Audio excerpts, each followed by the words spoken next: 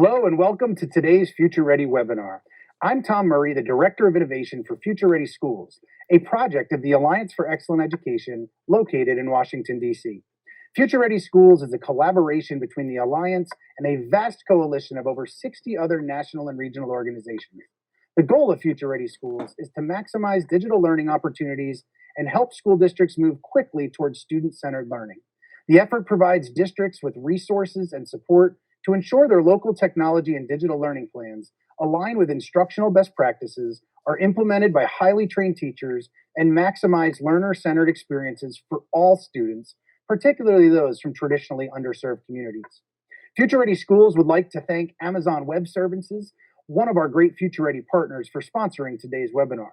The hashtag for today's event is Future Ready. Thank you for making an investment and joining us today. I'm going to be your host on this webinar on enriching learning opportunities through the cloud, transforming your infrastructure to support student outcomes. With me today are two amazing leaders, Michael Coates and Dr. Travis Paakki.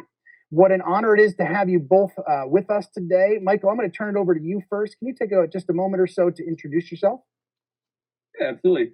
Hi, as you said, my name is Mike Coates. I'm the Systems Infrastructure Manager and Cloud Architect at KRESA in our Southwest MiTech IT Support Consortium. I've been a Microsoft and VMware engineer for about 15 years, both in the private sector and for the last 7 years here at KRESA. We've been working with AWS for the last 3 and change years and have migrated close to half of our infrastructure up into AWS at this point. We have a bunch of experience in AWS, but every day we continue to learn new things and still feel like we're just kind of getting started. It's been a really great ride so far, learning some of these new technologies. Great. How about you, Travis? Hi, I'm Travis Paakki, and I have worked at Portland Public Schools for 5 years and in education for 12. PPS is just under a 50,000 student district, and like a lot of districts, we've had our challenges with funding, particularly in IT. So that's made AWS an ideal partner for us to try and solve some of those challenges.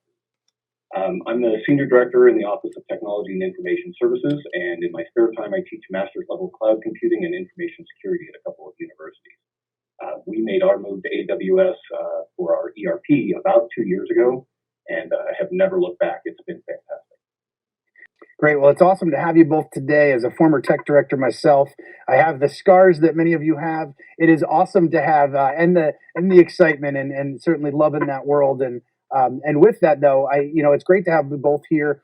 Mike from a regional end at Arisa in Michigan and overseeing many districts and supporting many districts, and then Travis from a very large district as well. So let's go ahead and dive right in.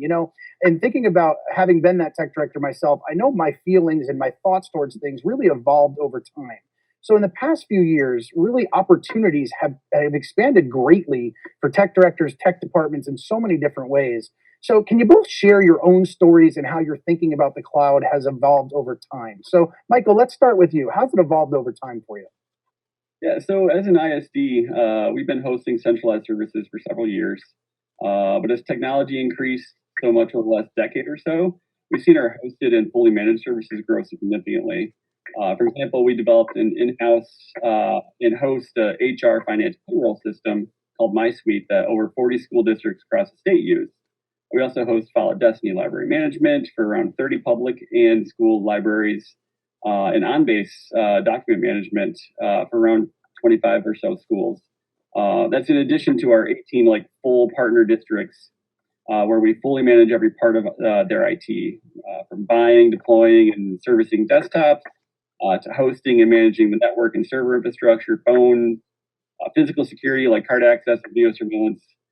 Those are all huge responsibilities and services that require kind of near perfect uptime, and we really couldn't provide that in our single data center.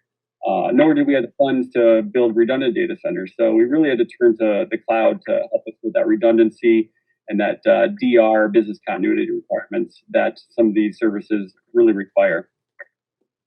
Great. Thanks for sharing that. Travis, how about for you? How's your thinking evolved over time?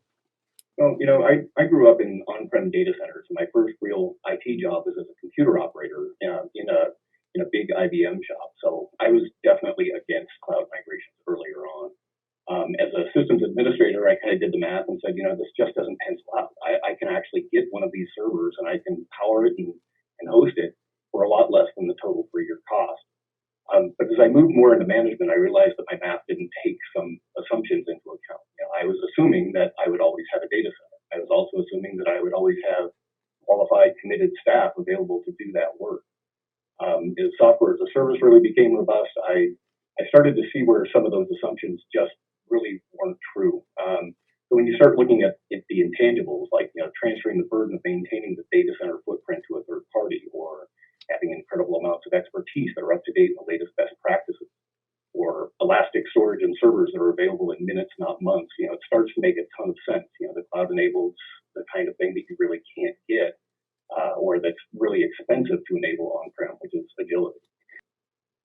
Yeah, and I remember just reflecting and listening to you guys talk. I remember when I was that tech director early on, this conversation about starting to moving to the cloud, and I can remember the conversation even around security came up. And fast forward today, and somebody like you guys both use AWS, and one of our partners, they host Netflix and the CIA and the FBI, and like I think the security aspect is going to be a little bit better there than sometimes when we walk into a district that refuses to go from a security end, and the door is wide open, and we go in, and I'm thinking about one district that I was in having this conversation, and anybody could access it, shouldn't be able to access it, and they were worried more about the security. And so it's interesting to see how we've all evolved over time in that.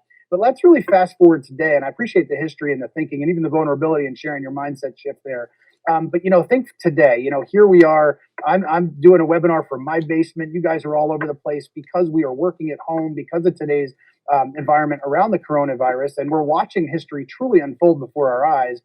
But it's become commonplace, at least for the next few weeks or for the foreseeable future, that technology is a way that we're connecting.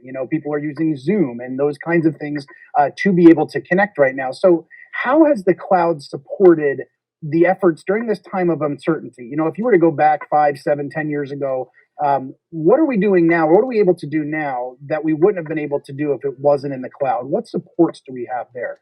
Travis, do you want to start there, just thinking kind of the evolution there, and what are we able to do now because of being in the cloud to support the work that we're doing?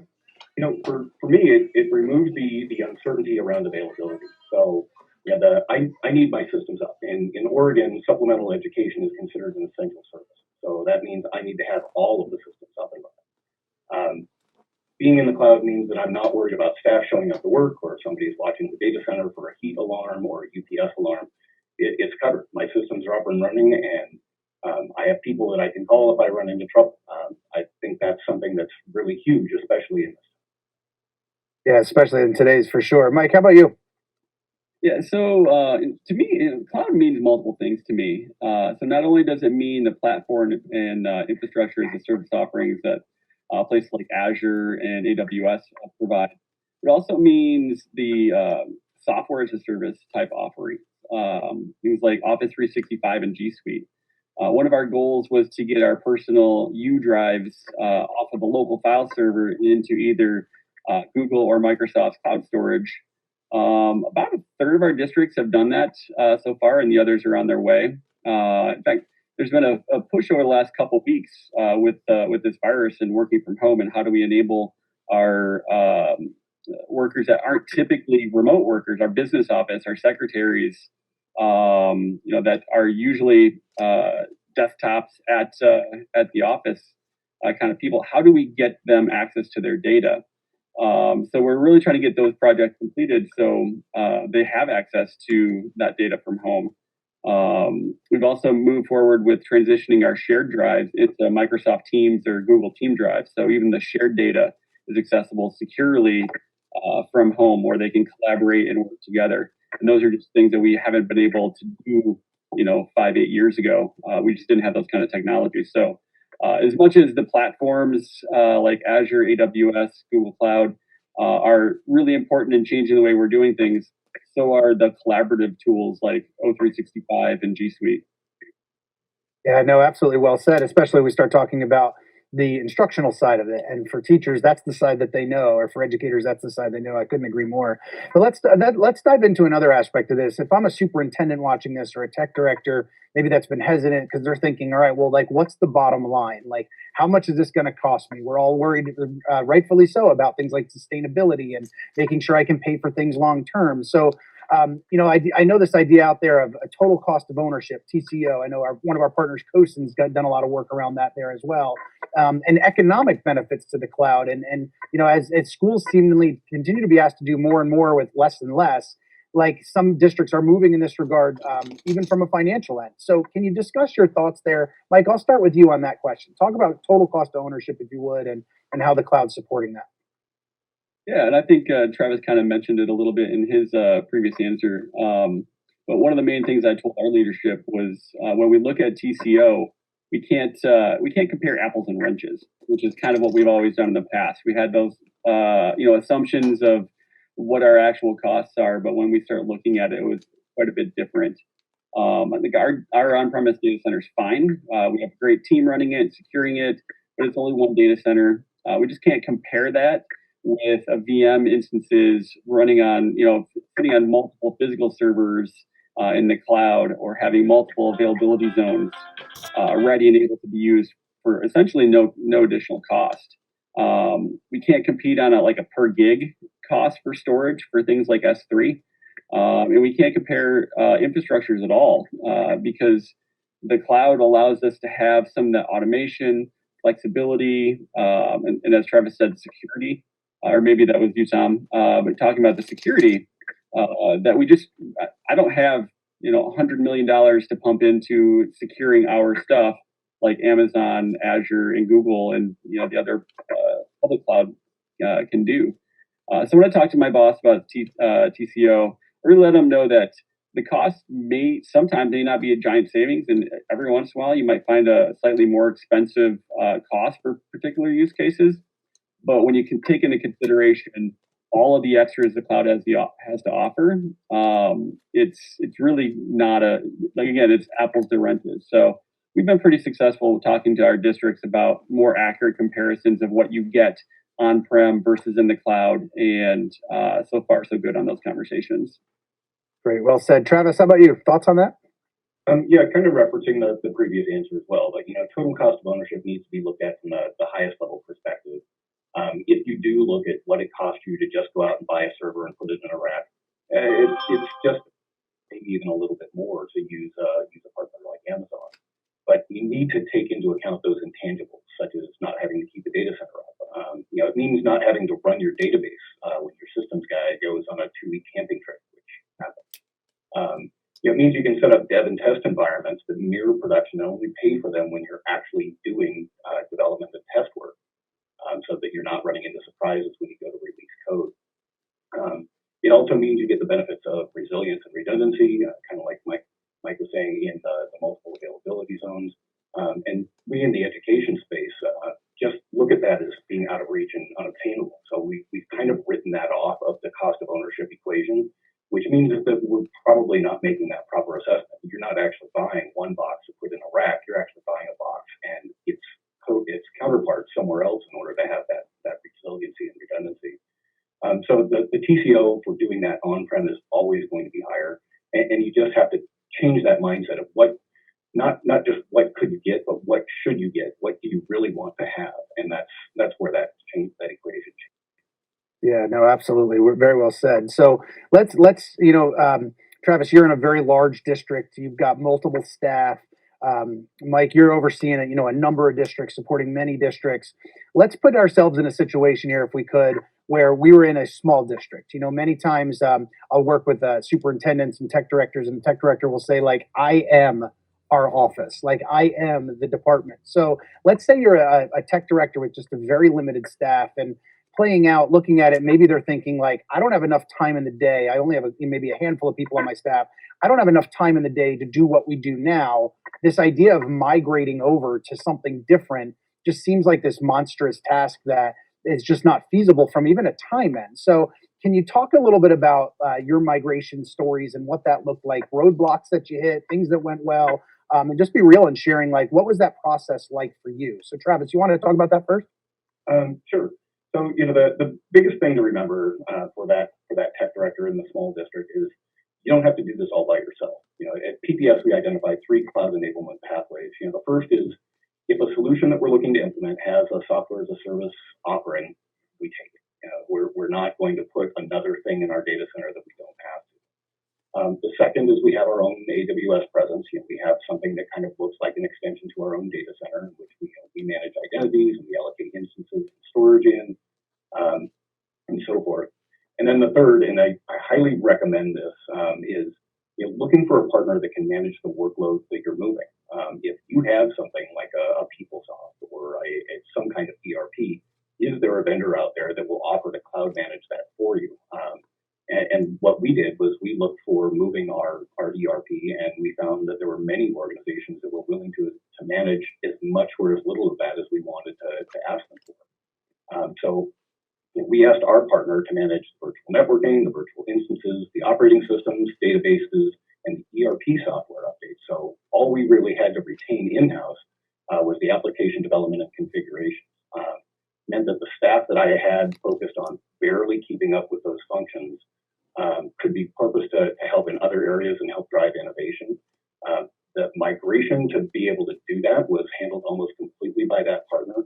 And we just kind of stepped in and looked at architecture and verified that that was going to work for us, and then ran a series of tests. It was probably one of the most painless migrations I've ever done in my career. Yeah, no, well said. Mike, how about you? What's your experience been? Yeah, so I've done a few different presentations at local tech director meetings, and we have a statewide tech director conference every year.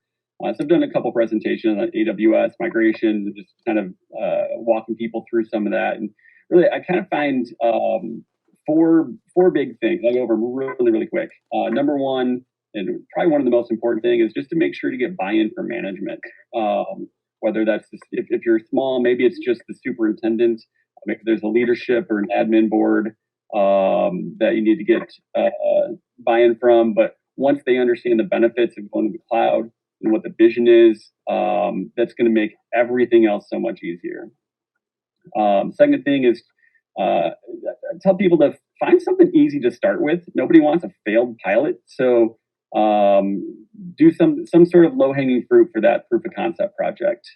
Make sure everybody understands that the cloud isn't scary, the migration wasn't that bad, everything will be all right. So I like little all-in-one solutions, maybe a server that also has its database coupled with it. Our early moves were a Moodle server, which is kind of an all-in-one, and our Jamf MDM. I did both of those without even telling. I told my boss, but I didn't tell any of our techs or our districts. And we moved them. I said, all right, just out of curiosity, how's Jamf working today? Oh, it's working like a champ. Why? Like, no reason. So as long as the more transparent it is, the more successful, and the more you can go, oh, so you didn't even know, and we're taking advantage of the cloud. The third thing is create a plan for every server in your environment. So for your small districts, it's probably going to be pretty quick and easy. For your bigger ones or your ISDs, that's going to be a little bit more featured. So we exported all the VMs from our vCenter, and I labeled them things like AWS, O365, Google, and on-prem. So there's a few things that we can't do. We can't move our Cisco phones on-prem. So I just kind of labeled those. All right, those are going to stick on-prem for now. But everything else I kind of labeled in that way and figure out what is the plan for this server. In 5 years, where is this going to be? Our file servers, well, those are going to be in Office 365 or Google for their cloud storage. Our application servers, those are going to be in AWS. So make a plan, and then I bundled them into phases, about 10 servers or services at a time, so I knew what to focus on in what order. And then last but not least, dedicate resources to training. Part of that, getting that buy-in is making management understand that this is a totally new paradigm and it's going to bring a lot of change and change in skill set. So making sure training is a big part of your plan is going to be really important. I guarantee you will make mistakes along the way. I don't think it's just going to be us that's making mistakes. I think everybody's going to, and you're going to have to redo certain things. So just be ready for that and be ready to train your people. If you're a one-man shop, advocate for yourself that you really need some of these skill sets and some of these trainings, because it's going to help you significantly. Really well said. Thank you for sharing that. So I want to remind our viewers that the hashtag for today's webinar is Future Ready. So Michael, going back to you for a moment, and when we connected, you shared about your cloud-first philosophy. So can you dive into that a little bit and what that means? Yeah, absolutely. So once we decided that what we couldn't do what we wanted on premise. We didn't have the money for a second data center that's highly available, and that we wanted to take advantage of the cloud for those services we just absolutely needed running. We approved our leadership approved the cloud first philosophy, which essentially means that unless there's a specific business case that absolutely required a new VM to be built on premise, it was going to be built in our AWS environment. So not only did that apply to new virtual servers that we need to build, but also prioritizing some of our existing servers. So, for example, about 9 months into our learning and using AWS, we started moving that MySuite financial accounting and payroll product up there. It took us probably about 2 weeks, a lot of prep work, but the actual cutover and changes was about 2 weeks of work. And we moved the entire 12 to 15 server infrastructure up there. We can't have financial services going down. If we have a power outage or anything on-prem, that needs to be up. And we could also take advantage of things like load balancers that we didn't have on-premise, or the web application firewalls to start geofencing. I don't want anybody outside the United States accessing our financial system. So we can take advantage of those. And then also Cloud First meant for upgrades as well. So when we had to upgrade our on-base solution, we said, all right, well, we're building the new ones in AWS and we'll migrate it there. So it's really kind of existing, migrate, and new. It was all kind of built into that Cloud First philosophy. So Travis, let's go over to you if we could. So you mentioned in Portland Public Schools, you were able to leverage a point in time that really made this big cloud push possible. So what was that point in time? And talk to us about that story for you. This needs to be a big consideration. What is the right time to go? What is that inflection point? Because if you just wake up one day and you're a smaller shop and say, I want to move everything that's in this room to the cloud, that's going to be a really difficult project to sell. For us, we had reached a point where we needed to pretty much upgrade everything associated with our ERP. The servers were end of life. Customers were complaining, or the customers had stopped complaining about page refresh times because they had gotten so used to the slowness of the system that it was the click the record button and go get a cup of coffee and come back kind of thing. Storage was about to outgrow its SAN because we had enabled new image storage features, and we just had years and years of bad practice band-aids that needed to be addressed. So depending on how much of that work that we had outsourced and what hardware specifically we purchased, we were looking at anywhere between $300,000 and $750,000 in order to be able to address this. On top of all of that, we were being asked to cut our budget back here. So by contrasting that against a cloud move, it was pretty easy to get senior leadership support. And we went from the start of the project to production cutover in about 5 months. Kind of like Mike was saying, there was some of that where the user base wasn't even aware, some of the user base wasn't even aware that we were cutting over. They just started kind of anecdotally reporting, hey, the system seems a lot faster today. Great. That was what we were hoping for. But part of that consideration was being able to work with that partner, look at our environment and what existed there. So we did what was more referred to as a lift and shift rather than a re-engineering of platforms. We looked at what existed in our data center, moved that into the cloud, and then we've had a chance as time goes by to look at how we make that more efficient and really start improving that service for us. Yeah, and as a former tech director, I'm thinking to myself, as you're saying, bad Band-Aid over bad Band-Aid, I'm pretty sure every tech director is shaking their head saying, yep, we can relate. We've lived it at some point. But fortunately, ripping those Band-Aids off and moving forward to make it better. And it's great to hear your stories in that regard. So I do want to remind our viewers one more time that the hashtag for today's webinar is Future Ready.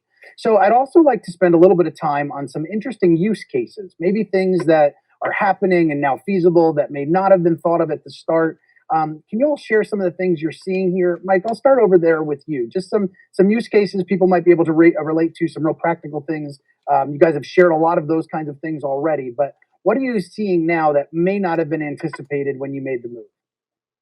Yeah, so our MySuite application developers are able to work from home using Amazon Workspaces for their development environment. It's been great for them.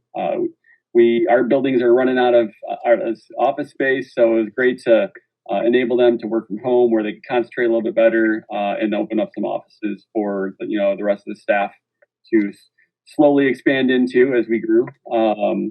But also with remote learning being in the forefront right now, we're really looking at spending some time testing Amazon's AppStream product and how we might be able to utilize that for students.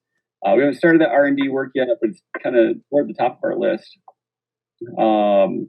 And since many of our staff are working, albeit from home, the one technology that we're really moving the fastest on is Microsoft Teams. That tool is fantastic if you've never seen it or used it. We're creating teams for each of our departments, moving their departmental shared files into the OneDrive that's associated with it, and kind of getting them going with that sync client for file streaming. We're training them on some of the other features like OneNote and Planner for that lightweight project management. Most of our Google-centric districts are using Google Team Drives, and we're rolling that out as well. But even a few of our Google districts are starting to utilize Microsoft Teams in this way, where their personal folders are in their Google Drive, but that shared data is in Teams because it's so dynamic. So that's been the one technology that we've been really rolling out the last few weeks to enable that remote working that we just never had those features and capabilities in the past. That cloud services, software as a service options that are just out there that are pretty amazing. Travis, how about you? Any surprises? Things that you're now doing that you never saw coming when you started rolling things over? Actually, we're looking at workspaces and app streams.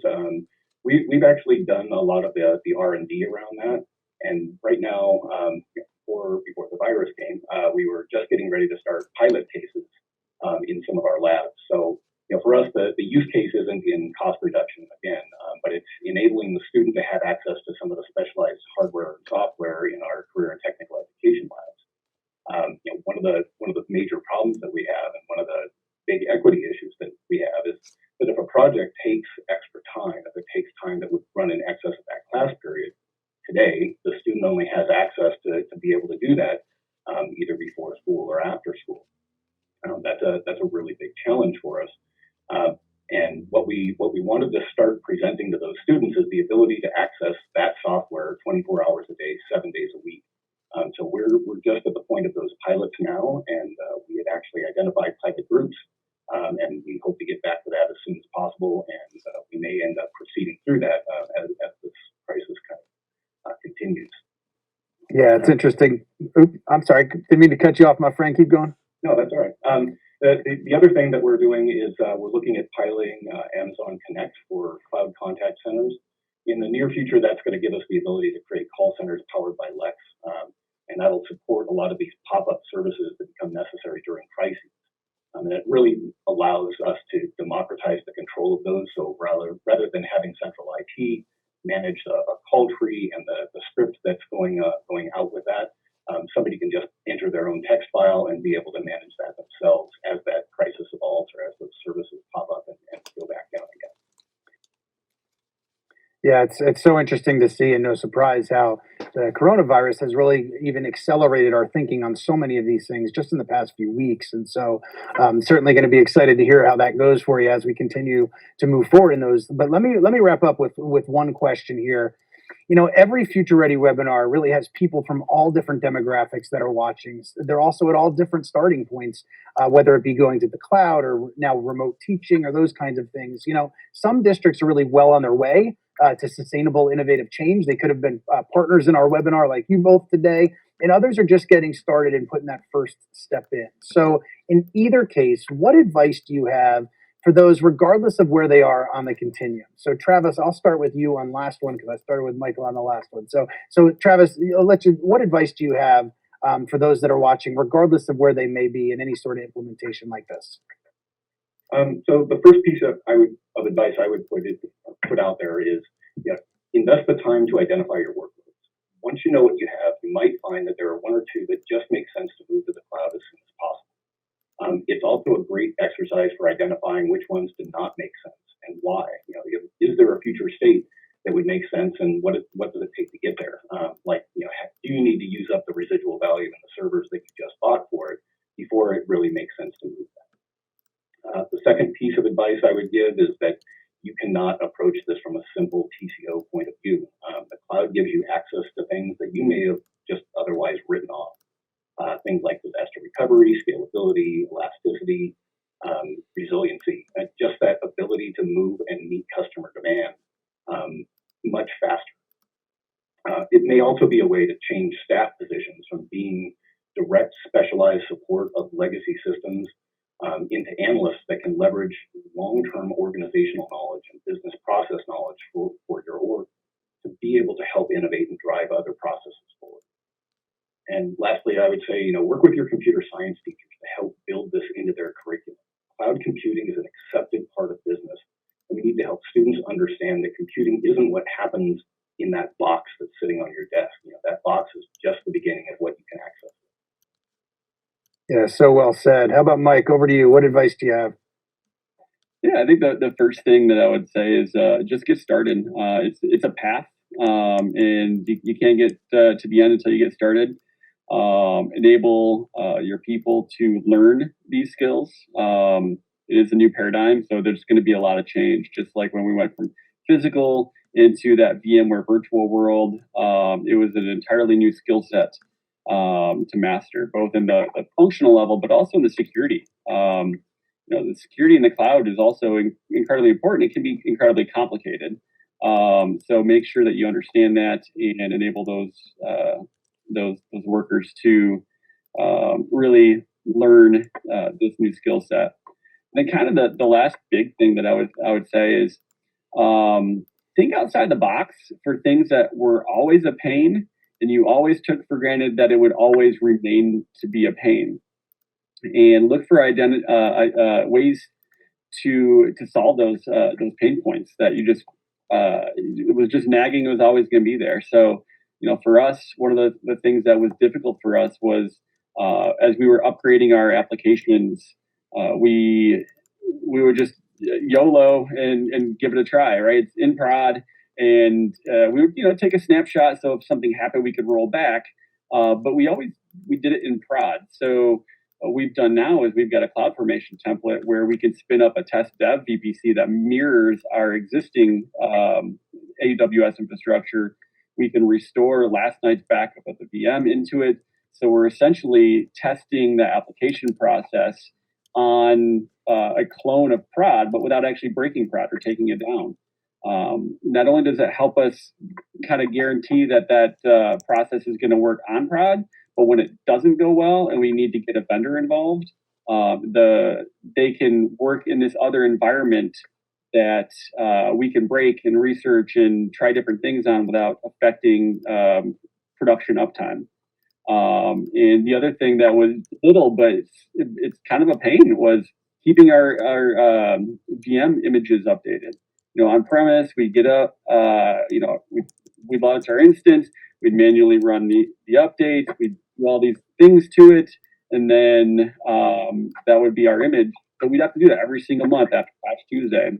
And using AWS tools, we can just automate that, where the second Tuesday or the second Saturday of every month or the third Saturday of every month, it automatically launches our AMI, runs all the Windows updates, runs all the driver and agent updates for AWS, powers it down, takes a new image of it, and we don't even have to touch it anymore. We always will running the next VM we build will always have the latest updates. And those were just little things that were kind of annoying that we don't have to worry about anymore. So I think just kind of thinking outside of the box is going to be the big, because it opens up just untold number of ways to fix things that you didn't even know were broken or band-aided together. So just think outside the box. Wow, thank you so much for that, Mike and Travis. I can't thank you enough for your insights today, for your incredible future-ready mindsets, for the work you're doing for kids. I do want to remind our viewers that information on the Future Ready effort can be found at futureready.org. We encourage and challenge district superintendents to join over 3,400 others and sign our Future Ready pledge. We also just released this year's Fall Institutes, and you can check those out at futureready.org/institutes. I also want to encourage our viewers to get involved with our growing strands. From district leaders to tech leaders, principals, librarians, and instructional coaches, we have vastly expanded the reach of Future Ready Schools over the past few years. Check out our private Facebook groups and ongoing activities to stay connected with those working alongside of you throughout the nation. I do want to thank again today Mike and Travis. Thank you so much for joining us today, as well as our viewers for joining us for this Future Ready webinar. As a special thanks for our Future Ready partner, Amazon Web Services, for making today's webinar possible. Don't forget to connect with us here at Future Ready on Twitter at Future Ready and on Facebook at facebook.com/FutureReadySchools. If you've missed anything from today's conversation, it's going to be archived at futureready.org soon after this webinar. You can also find all of our webinars on our Future Ready YouTube channel as well. Thank you again for joining us here at Future Ready. Have a fabulous day, and we'll see you next time.